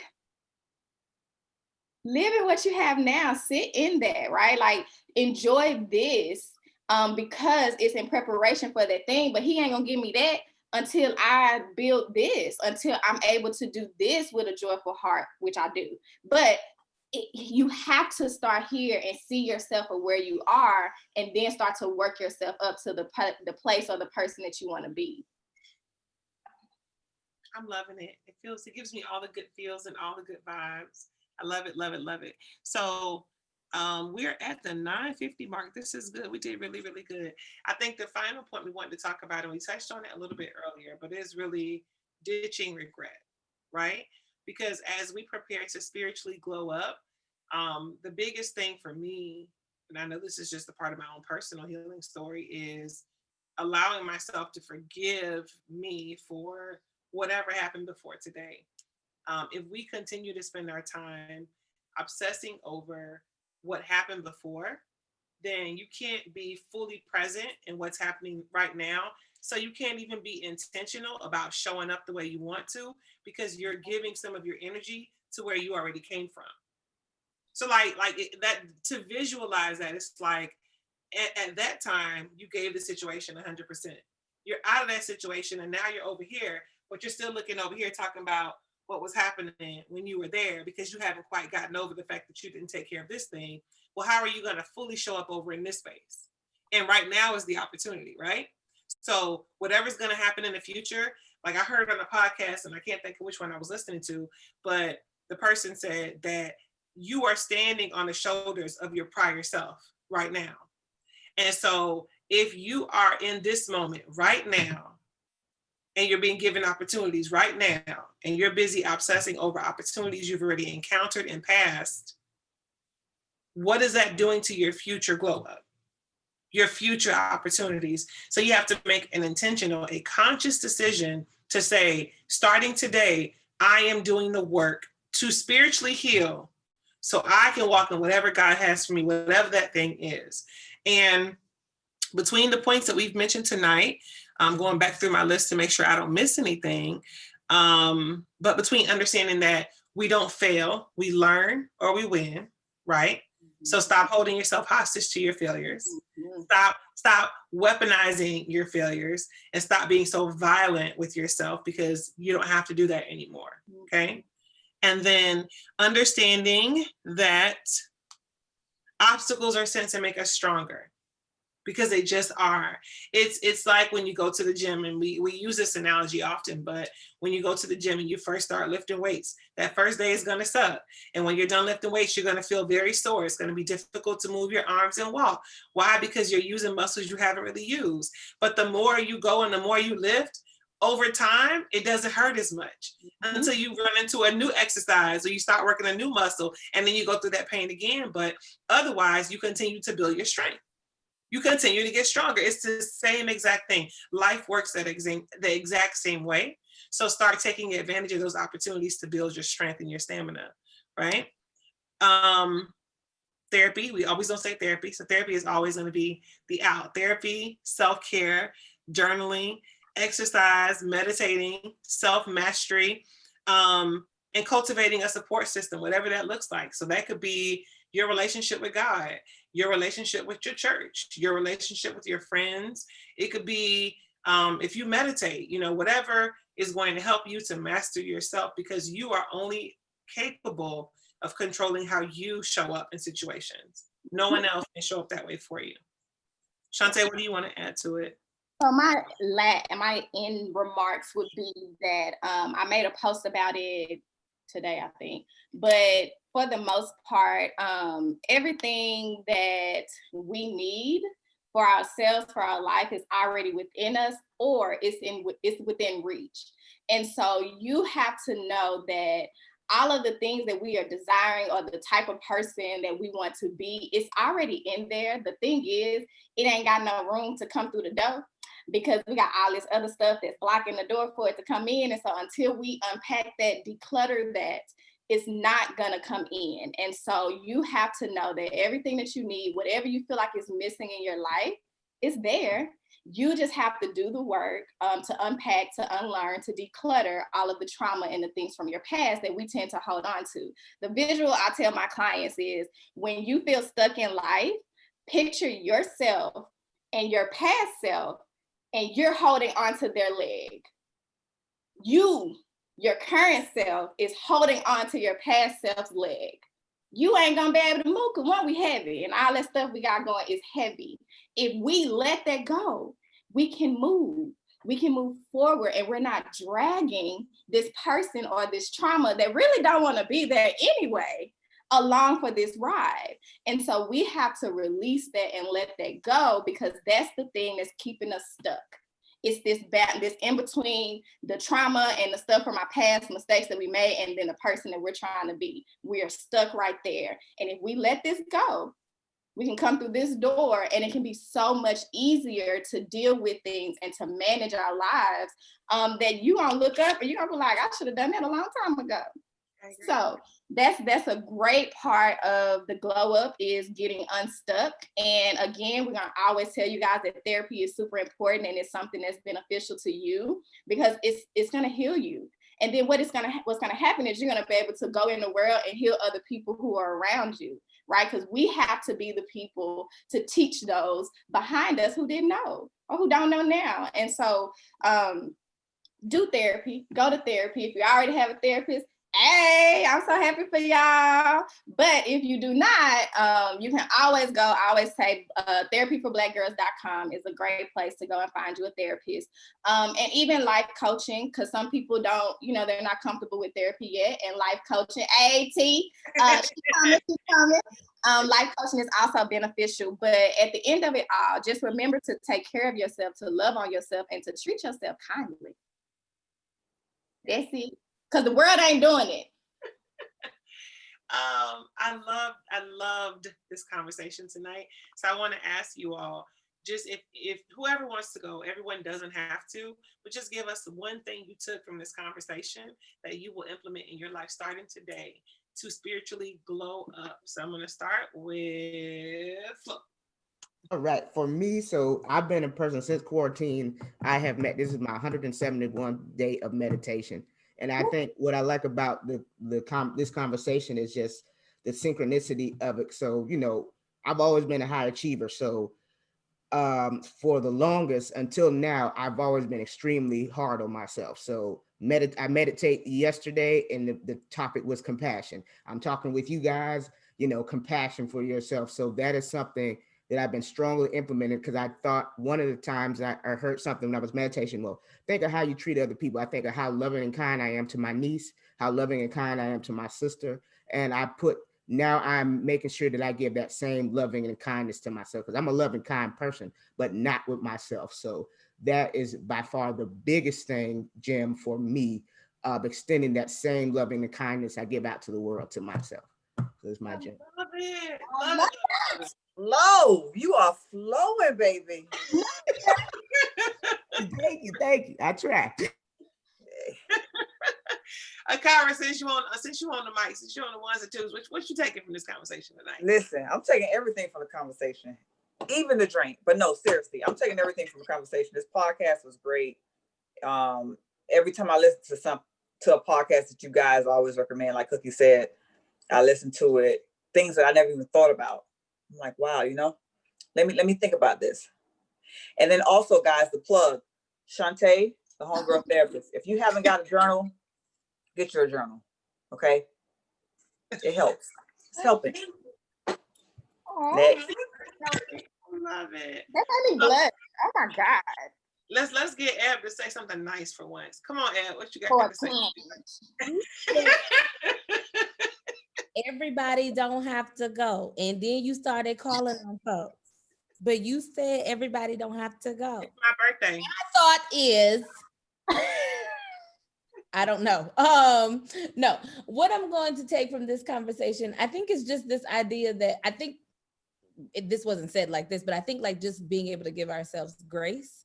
I think that a lot of times we started off by talking about like our parents and like where that, situation has led you all that are parents into your own parenting journey. But I think the key is just grace, right? Like we've given grace to them, or we're trying to give them grace. But I think giving grace to yourself too, like thinking about where you were, if you consider it a failure or a learning, whatever. I think it's just the idea of like, anytime something is happening, sit back and just be like, girl, it's all right. Today's a different day. Tomorrow gonna be a new day. Like, just give yourself grace.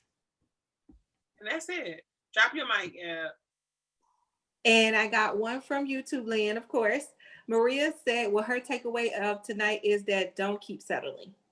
Don't keep settling. I love it. Not if you're planning on glowing up. You got to have somebody capable of handling all your light on your team.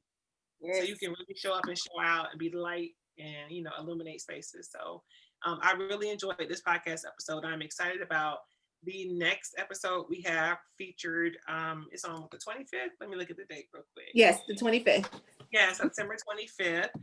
So if you want to be a part of the conversation, please feel free to message us on social media. You can actually either email info@podsandpr.com, or you can message on Instagram @pods, PODS _and_PR.